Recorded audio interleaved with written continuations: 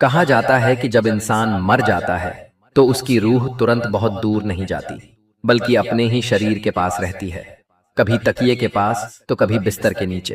جب اسے غسل دیا جا رہا ہوتا ہے اور کفن پہنایا جا رہا ہوتا ہے تب بھی روح سب کچھ دیکھ رہی ہوتی ہے مگر کچھ بول نہیں پاتی۔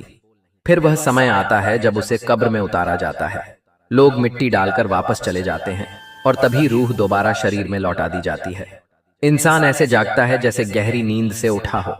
وہ 3 بار اٹھنے کی کوشش کرتا ہے لیکن ہر بار اس کا سر قبر کی دیواروں سے ٹکرا جاتا ہے۔ اسی پل اسے احساس ہوتا ہے کہ اب سب کچھ سامانیہ نہیں ہے۔ تب وہ سمجھ جاتا ہے کہ اب وہ زندہ لوگوں میں نہیں بلکہ مرنے والوں میں شامل ہو چکا ہے اور آج کی رات وہ دوسری دنیا میں ہے۔ کچھ دیر بعد 2 فرشتے آتے ہیں جن کا نام منکر اور نکیر ہوتا ہے۔ وہ قبر میں اس سے 3 سوال پوچھتے ہیں: تمہارا رب کون ہے؟ تمہارا دین کیا ہے؟ اور تمہارے نبی کون ہیں؟ اگر وہ صحیح جواب دے دیتا ہے تو وہ کامیاب ہو جاتا ہے اور اگر زبان لڑکھڑا جاتی ہے تو ناکامی اس کا انتظار کرتی ہے۔ اس کے بعد اسے ایک جگہ لے جایا جاتا ہے جسے برزخ کہا جاتا ہے۔ یہ ایک ایسا مرحلہ ہے جہاں 2 دروازے ہوتے ہیں، ایک جنت کی طرف اور دوسرا جہنم کی طرف۔ وہیں انسان قیامت کے دن تک انتظار کرتا ہے۔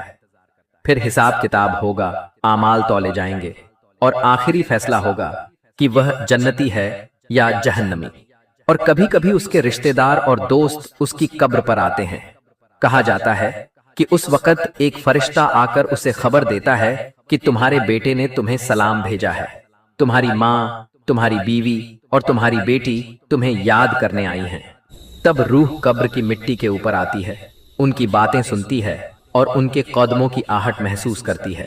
یاد رکھو، یہ سب میں نے پہلے اپنے لیے لکھا اور پھر تمہارے لیے، تاکہ ہم گناہوں سے توبہ کریں اور زندگی کی حقیقت کو پہچانیں۔